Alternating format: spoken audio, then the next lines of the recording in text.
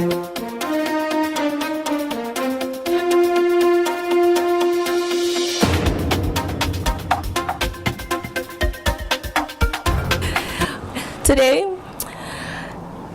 is an event that the Minister of Romy, Christophe Emmanuel, it was his initiative to put this flag at the top of the Bells Lookout Point with the help of the Bells family as well of the Cabinet of Romy.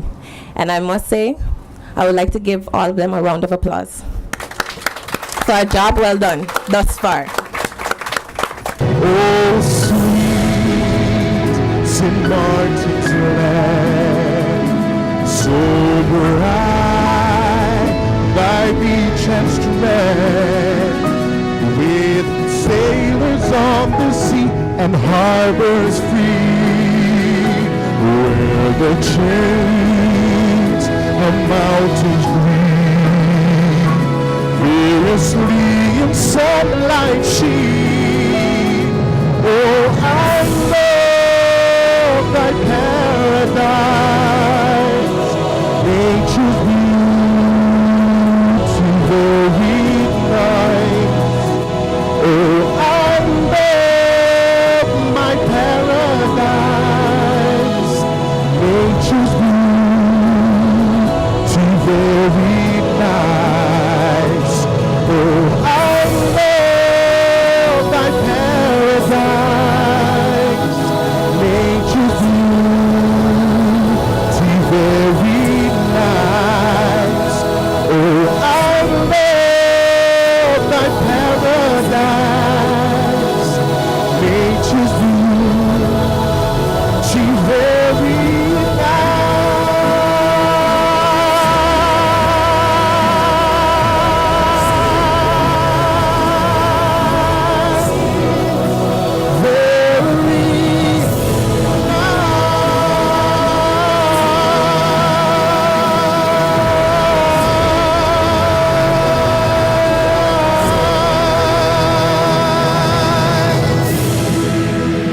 It gives me great pleasure on behalf of the Bell family and the Cornelius, the Abraham family, to stand here before you and to welcome you on this memorable occasion. We thank you for your presence and for sharing this moment with us. The purpose of being here this afternoon is to witness the unveiling of a statue and the hoisting of the St. Maarten flag. Some 6 months ago, Minister Emmanuel approached myself concerning the possibility of placing a large St. Maarten flag on the top of the lookout point. He explained that nowhere on the island one can see our main national symbol, the St. Maarten flag, and that if possible, he would like to make a change to this. I told him this would have to be agreed upon by the board of directors of Bell Realty Corporation. I informed him that it had been a long time, a long desire or plan of the board of directors to erect a statue of their deceased brother and cousin. Minister Emmanuel immediately responded that this could be incorporated in the plan. The matter was discussed with the board of directors and they agreed to it. Just about the time the physical work was to begin, up came Hurricane Irma, the strongest hurricane to have ever passed through the Western Hemisphere. From its inception, the date of inauguration of the project was set for November 11th, St. Martin's Day. Still wanting to inaugurate the project as originally planned, the work got started and proceeded notwithstanding the negative comments and personal attacks. Before we move to unveiling the statue, I would like to share a little information with you.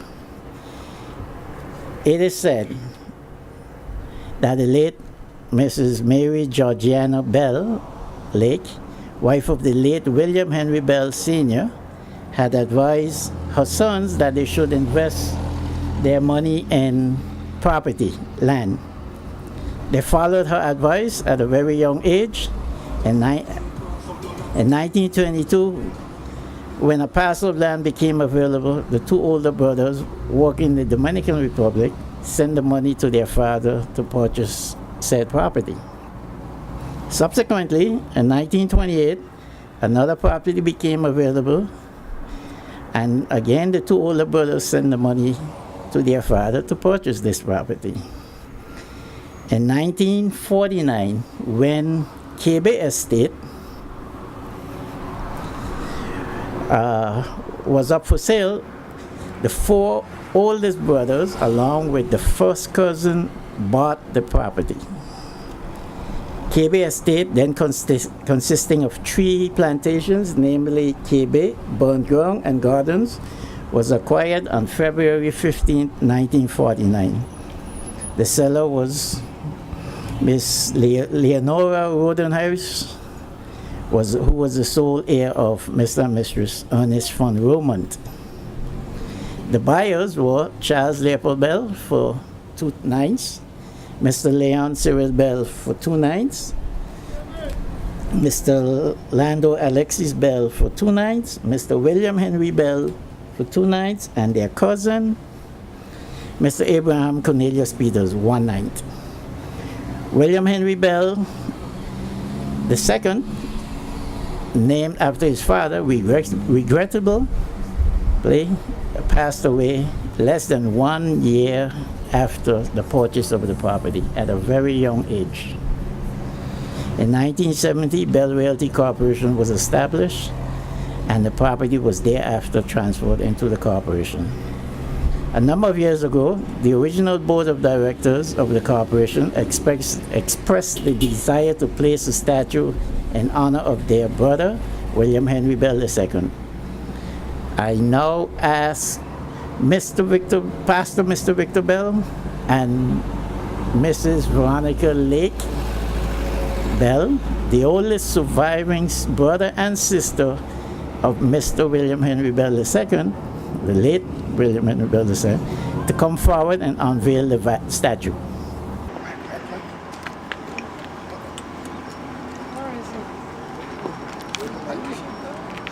Mike? Okay, hold on, sir. Mike. I have to clear the back. Huh? Okay.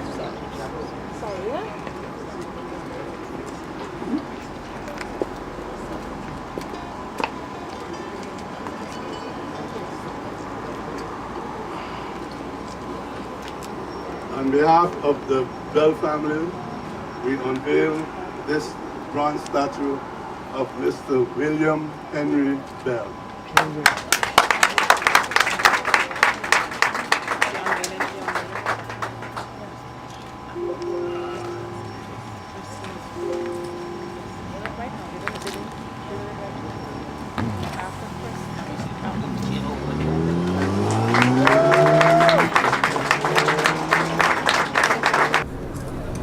You can see that suit is close to 70 years old. And that's another pair of pants that's being hung up. Just look at the width of the legs. To be exact, they are 13 inches wide.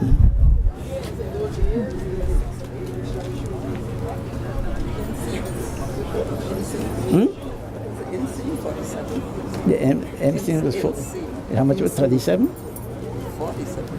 Okay, the end seam was 47 inches.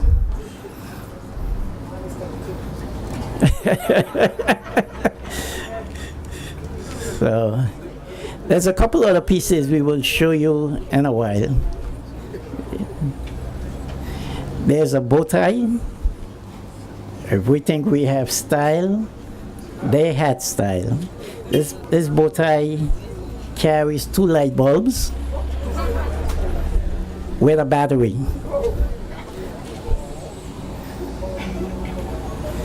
And there is the, I'm not sure whether it's called a ball hat or a top hat.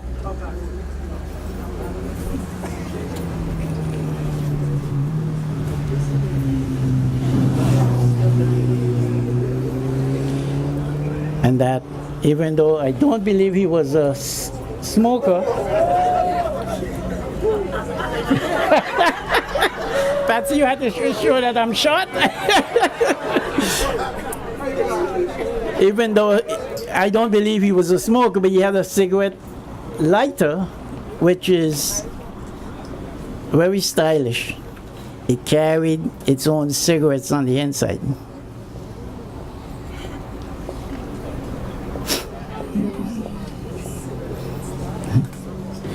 If you notice, after 70 years, the cigarette lighter is not rusted.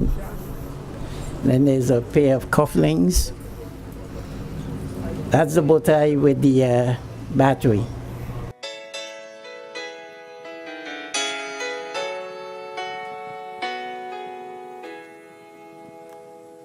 Where over the world, say where, you find an island there, so lovely small, with nations free, with people French and Dutch, though talking English much, as the St. Maarten in the sea. Oh, sweet St. Martin's land, so bright by beach and strand, with sailors on the sea and harbors free, where the chains of mountains green variously in sunlight sheen. Oh, I love that paradise, nature's beauty fairly nice. Oh, I love that paradise, nature's beauty fairly nice. How pretty between all green, flamboyance beaming green, of flowers red, by sunlight set, thy cows and sheep and goats, in meadows or on roads, thy donkeys king, I can't forget.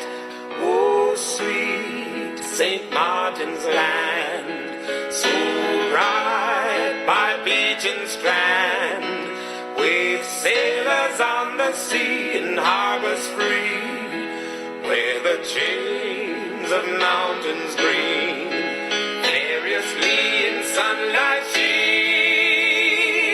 Oh, I love that paradise, nature's beauty fairly nice. Oh, I love that paradise, nature's beauty fairly nice.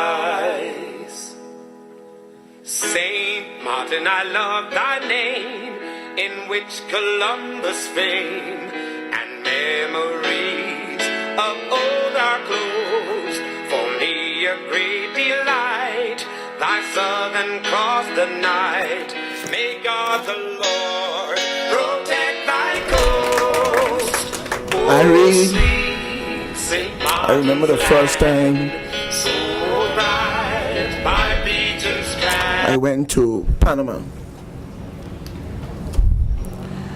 There's a big mall in Panama called Albrook Mall.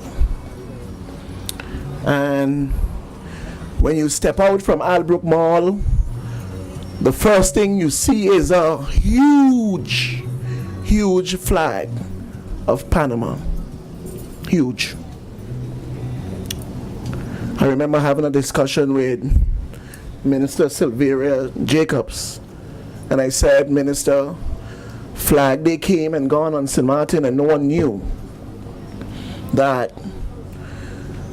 it was Flag Day. And I told her, I said, never again should that happen in St. Martin.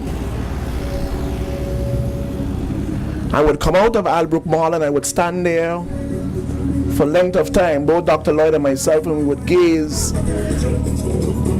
at the flag. And I would feel proud, and I'm not Panamanian. And I said to myself, I have to do something like this in St. Martin. I remember trying to get in contact with the Bells family. What a family. It's like a web, the Bells family. You go to this one, they send you to that one, then that one would send you to this one, and that one would send you to that one, and it comes right back to one person. And when you have a conversation with that one person, he will tell you, I got to go back to all of them that you just spoke to and send you right back to him. But I want to thank the family, and I'm going to tell you why. Their position had never wavered. Their stance was encouraging, and their tenacity is what kept me going forward amidst all that was said. And I remember Russell coming and saying, listen, under no circumstances are you going to stop. This is what the people need. And we had a conversation, and it came up that Haiti is considered the poorest country in the Western Hemisphere, in this part of the world. They had a devastating earthquake that killed 265,000 people. The palace dome was leaning and falling down. The people climbed to the top and they hoisted the Haitian flag. The World Trade Center came crumbling down, killing a number of people, and there was only a piece of metal hanging. What did they do? They hoisted the American flag. When the bombs started to drop on England in World War II and devastate the United Kingdom, what did they do? Hoist the British flag. And I'm saying to the people of St. Maarten, good, bad, rain, sun, in, out, we are going to hoist our flag.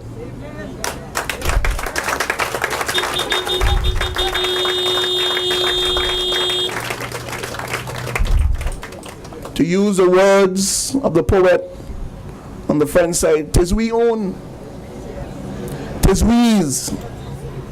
We have welcomed everyone to our shores. And when it's the Dominican Day, they raise their flag.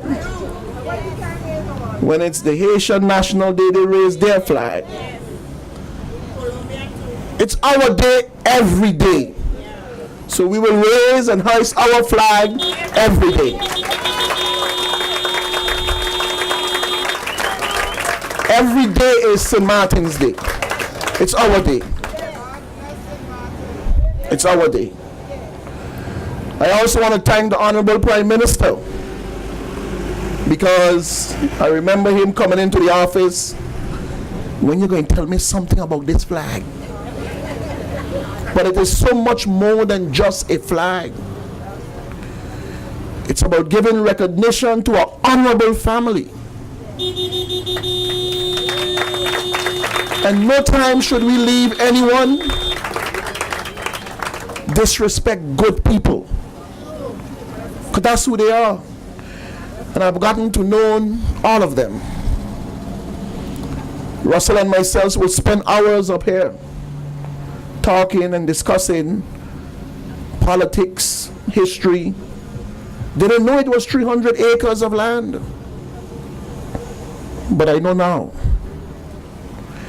And I remember speaking to a young lady, and she was like, how could they own a hill? They can't own a hill. I said, they own many hills. I said, you can imagine one day if the family wake up and say, you know what, St. Maarten government, we had enough.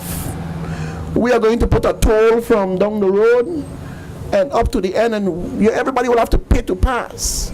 Just imagine what that would cost the country.